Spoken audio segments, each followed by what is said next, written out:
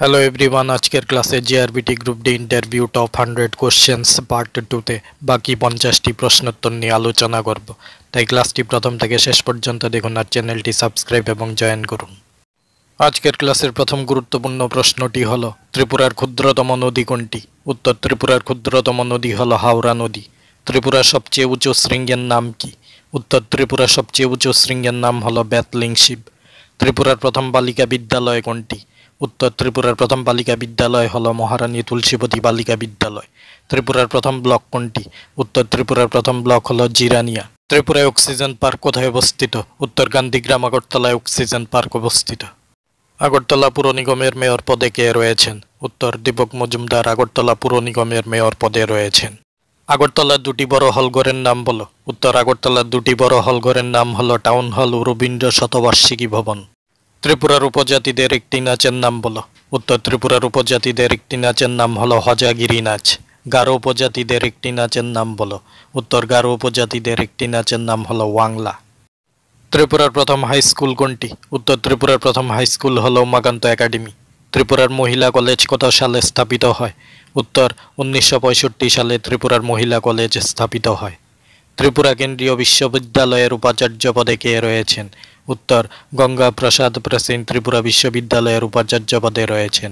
টিটিআইডিসির chairman পদে কে রয়েছেন? উত্তর, জগদীশ দেববর্মা টিটিআইডিসির চেয়ারম্যান পদে রয়েছেন। টিটিআইডিসির সিইএম পদে কে রয়েছেন?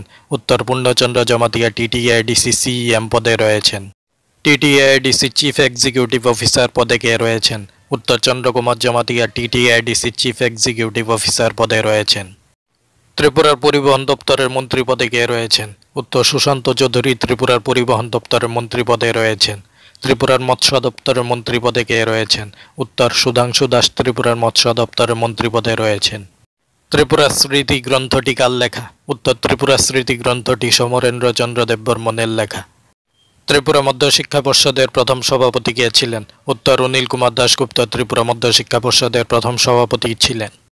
গোবিন্দমাণিক্যের কাহিনী নিয়ে রবীন্দ্রনাথ ঠাকুর কোন দুটি বই লেখেন? উত্তর, গোবিন্দমাণিক্যের কাহিনী নিয়ে রবীন্দ্রনাথ ঠাকুর রাজস্বী উপন্যাস ও বিসর্জন নাটক লেখেন। গোবিন্দমাণিক্যের পিতার নাম কি ছিল? উত্তর, গোবিন্দমাণিক্যের পিতার নাম ছিল কল্যাণ মাণিক্য। ত্রিপুরা বিধানসভায় উপজাতিদের জন্য কয়টি আসন সংরক্ষিত?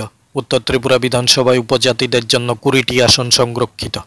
ত্রিপুরায় ব্রডগেজ রেল লাইন কবে চালু হয়? উত্তর, 2016 সালের আগস্ট মাসে ত্রিপুরায় ব্রডগেজ রেল লাইন চালু হয়। কত সালে ত্রিপুরা বিশ্ববিদ্যালয় কেন্দ্রীয় বিশ্ববিদ্যালয়ে পরিণত হয়? উত্তর, 2007 সালে ত্রিপুরা বিশ্ববিদ্যালয় কেন্দ্রীয় বিশ্ববিদ্যালয়ে পরিণত হয়। ত্রিপুরায় ব্লকের সংখ্যা কয়টি? উত্তর, ত্রিপুরার ব্লকের সংখ্যা হলো 58টি। ত্রিপুরার প্রথম মন্ত্রিসভা কত সালে গঠিত হয়? উত্তর, 1963 সালে ত্রিপুরার প্রথম মন্ত্রিসভা গঠিত হয়। ত্রিপুরার উপজাতি মুখ্যমন্ত্রী কে ছিলেন? উত্তর, দশরথ দেব ত্রিপুরার উপজাতি মুখ্যমন্ত্রী ছিলেন। ভারতীয় পার্লামেন্টে ত্রিপুরা থেকে সদস্য সংখ্যা কজন? উত্তর, ভারতীয় পার্লামেন্টে ত্রিপুরা থেকে সদস্য সংখ্যা হলো 3 জন, লোকসভায় 2 জন এবং রাজ্যসভায় 1 জন। শ্রেণীমালা গ্রন্থটি কে রচনা করেন? উত্তর, দুর্গামণি উজি শ্রেণীমালা গ্রন্থটি রচনা করেন। কুকি বিদ্রোহ কত সালে হয়?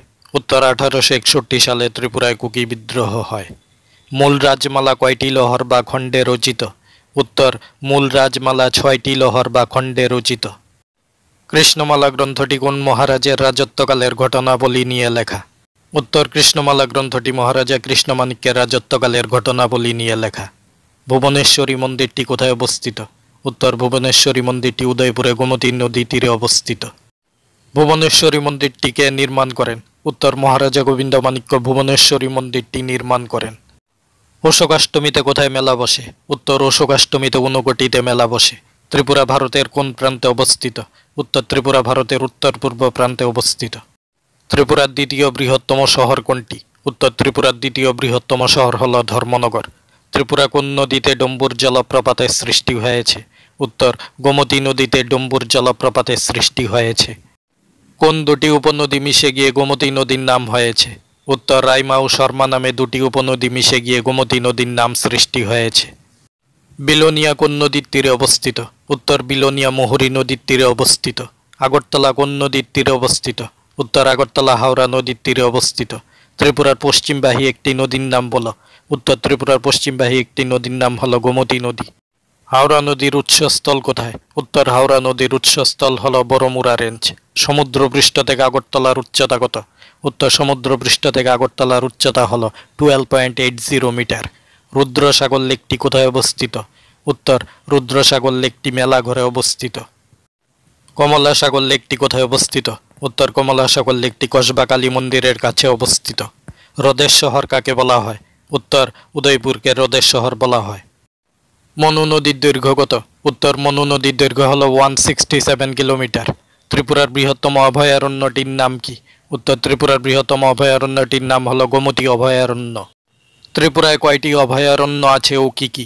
উত্তর ত্রিপুরায় 4টি অভয়ারণ্য আছে।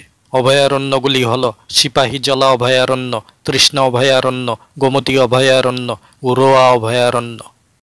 আগের ক্লাসে 50টি প্রশ্ন নিয়ে আলোচনা করেছিলাম, আজকের ক্লাসে 50টি। এই মোট 100টি প্রশ্ন জেআরবিটি গ্রুপ ডি ইন্টারভিউর জন্য খুবই গুরুত্বপূর্ণ। তাই জেআরবিটি গ্রুপ ডি ইন্টারভিউ সহ অন্যান্য প্রতিযোগিতামূলক পরীক্ষার প্রস্তুতির জন্য গুরুত্বপূর্ণ ক্লাস পেতে চ্যানেলটি সাবস্ক্রাইব এবং জয়েন করুন। সবাইকে ধন্যবাদ।